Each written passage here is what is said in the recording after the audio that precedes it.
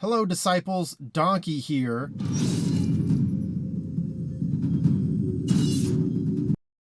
And today we are going over my Void Warlock build, which gives a ton of ability cooldown while using some fun weapons and mods. In short, you will be getting a ton of Void kills, which will constantly regen your abilities, so you can go spam happy on all the enemies. I think you will enjoy this build because it changes up the norm and allows for a unique style of gameplay, and at the center is Ruinous Effigy. Here is the build. For your super, use Vortex Nova Bomb, Pocket Singularity, because Bungie still has not given us a new melee yet, Vortex Grenade, and your Rift can be healing or empowering, but since we will have Devour up all the time, I would say stick with empowering for a little more damage. That's a lot of damage! Aspects are Feed the Void and Child of the Old Gods. Fragments we will use are Echo of Expulsion, Exchange, Provision, and Instability. For the armor, equip Astrocyte Verse. It's the biggest piece of Nezarec Sin for the exotic, with 2 Ashes to Assets mods and Elemental Ordnance. The arms will have Focusing Strike, Bolstering Detonation, and Well of Tenacity.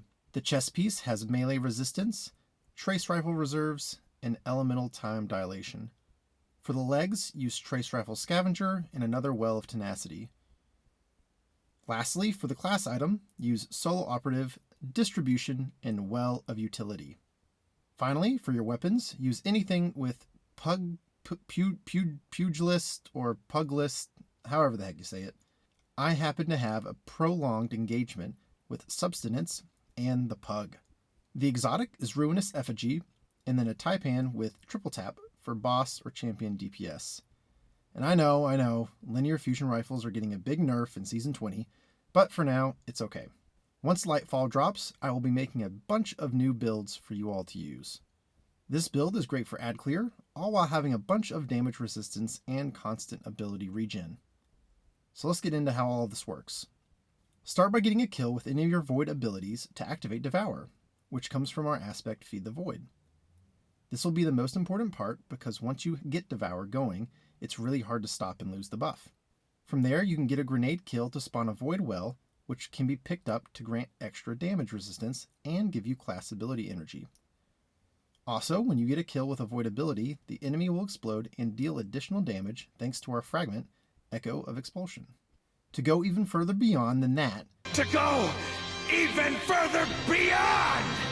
damaging targets with grenades will give melee energy, and getting melee kills will give grenade energy with our fragments, Exchange, and Provision. And to make it Extra thick! with Echo of Instability, when you get a grenade kill, you get volatile rounds applied to your Void weapons.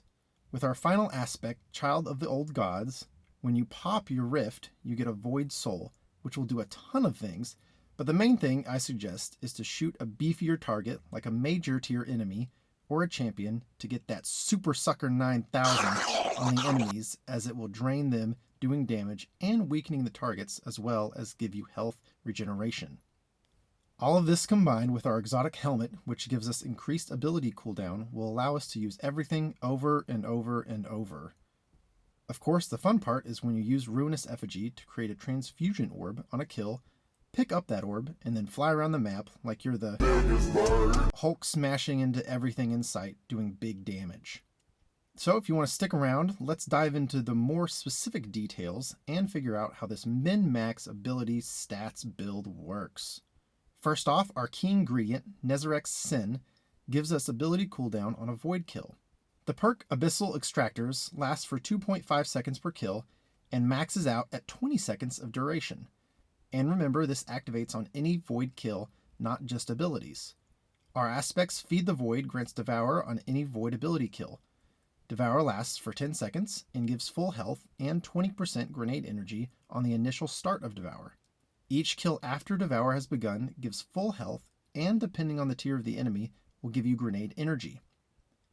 Child of the Old Gods creates a Void Soul when you deploy your Rift. When you damage an enemy with any weapon, your Void Soul will hunt down the target and attach to them, creating a 10-meter wide draining field that deals 43 damage every 0.75 seconds for 13 seconds, as well as weakening for 5 seconds. It also grants 3.5% melee and grenade energy every 1.4 seconds when standing in a healing rift, or 25 health every 1.1 seconds when standing in an empowering rift for every target leeched.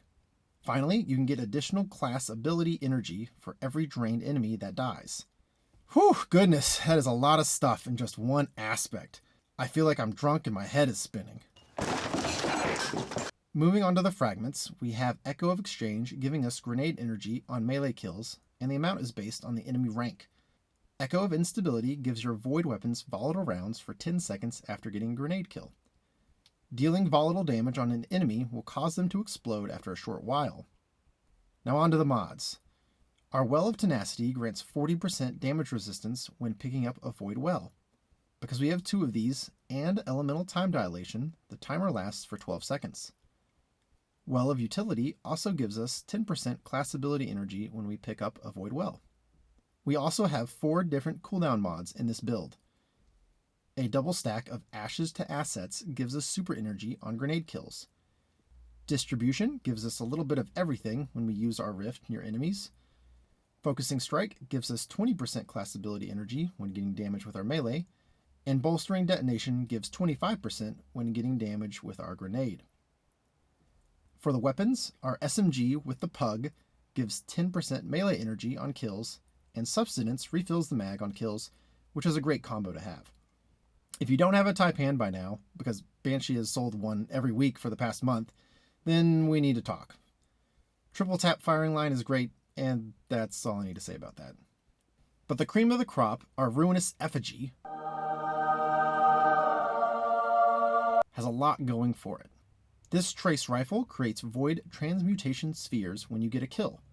These orbs can be picked up and used by yourself or your fire team, and it has 3 attack functions. The light attack will deal 300 damage and will consume 1 ammo per swing.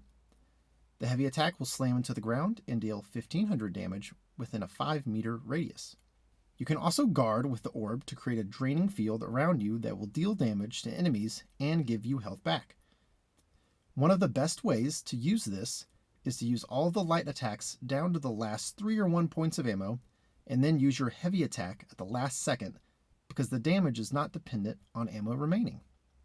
This does have a catalyst, which will give you 30% increased damage to enemies hit by the orbs for 15 seconds, but this damage buff only applies to Ruinous Effigy.